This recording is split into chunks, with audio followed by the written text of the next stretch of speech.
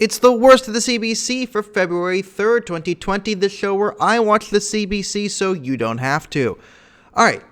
Today, it's pretty clear. It's the biggest omission. Okay, the worst covered story you could say is the coronavirus. They're just making stuff up. They're taking the Chinese government's data as fact, whatever. The biggest story is what they did not cover. It is the biggest omission.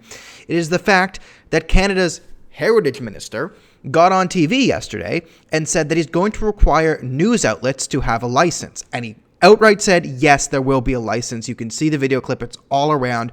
His defense was, it'll be different. Like, smaller outlets like, TNT or what I do here wouldn't have to pay as much as bigger outlets. But the fact that you would need a license to speak freely under Section 2B of the Canadian Charter is asinine in the extreme. So I came out and said, straight up, I will not apply for, even if a license is free and has zero requirements on it, it's purely cosmetic, I will not apply for one on a principled thing. And if I go to jail for reporting the news without a license, then I go to jail for reporting the news without a license, because we cannot go down this slippery slope under any circumstances. Now, this was not covered on the CBC at all. I didn't have time to watch every other major news station because I am quite busy, but on the CBC for an entire hour, they did not cover the fact that the Heritage Minister wants to censor news media, or at least have people apply for license to report the news in some sort of communist nonsense.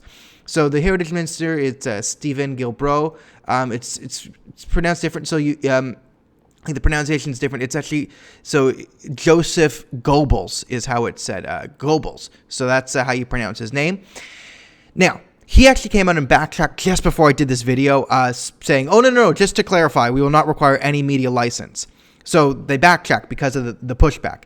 However, neither of this was covered in the CBC. However, under his new job description, monitoring fake news online is actually one of the jobs of the Heritage Minister. So this is still in his job description, and this has still been a push from the Liberal government.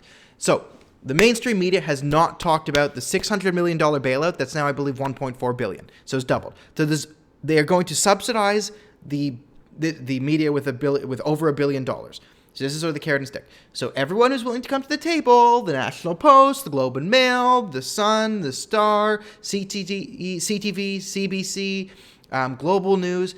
Hey guys, here's money to keep you afloat, right? So you get hooked on that government money. Then all the ones that are unfriendly, right? True North Media, the Rebel, TPM, TNT, all these media outlets will not be given money, right? So they're put at unfair competitive advantage, which is fine. We don't need billions of dollars to actually compete. Like, they don't understand the new media market.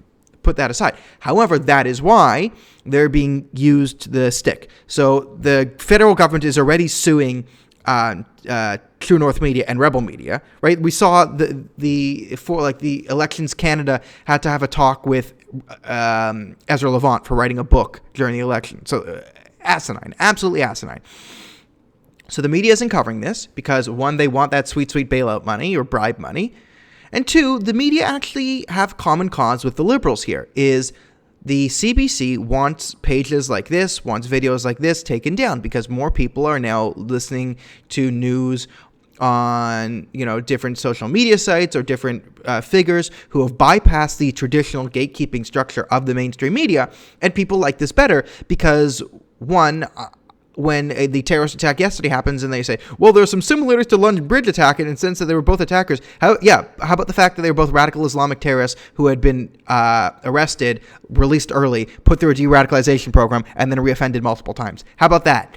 No, we don't report that. But I would say that. So they're still not talking about the fact that in the Heritage Minister's description, even though he has backtracked, they're not talking about the fact that he still has the job of monitoring fake news, which is Orwellian, right? This is not a free country if we have to have, the government monitoring what people say and can't say, right? We have free expression under Section 2B of the Charter. So this is the push from the Trudeau government. I said this. The goal is to of this government now is to monopolize the flow of information because they're totalitarian and authoritarian by bent. Maybe not by, consciously. Like, this could be stupidity over malice, which is highly possible. It's stupidity over malice going on here. But the bent in the Trudeau government is very social justice. It's very far left ideologically, and that will bend towards totalitarian ideology, which is monitoring the media, shutting down dissent, making me apply for a license. So even though there is no license as of now, do not expect this to be the last attack on freedom of the media. It's still within his job description to monitor fake news online. So totally expect them to come about this in a different way. Whereas media getting a license is too obvious, expect a more subtle form, and you've already seen that the mainstream media will run cover for their authoritarian bent, and the mainstream media does not care about journalistic standards. If, as I said, any journalist who did not vehemently criticize the government for trying to make media licenses a thing isn't a real journalist. They're a hack and a fraud. And so because the CBC didn't report this, they get a 12. This is a 12 on the Rosemary Barden scale. A 12 out of 10 on the Rosemary Barden scale of bias. And I will see everyone tomorrow.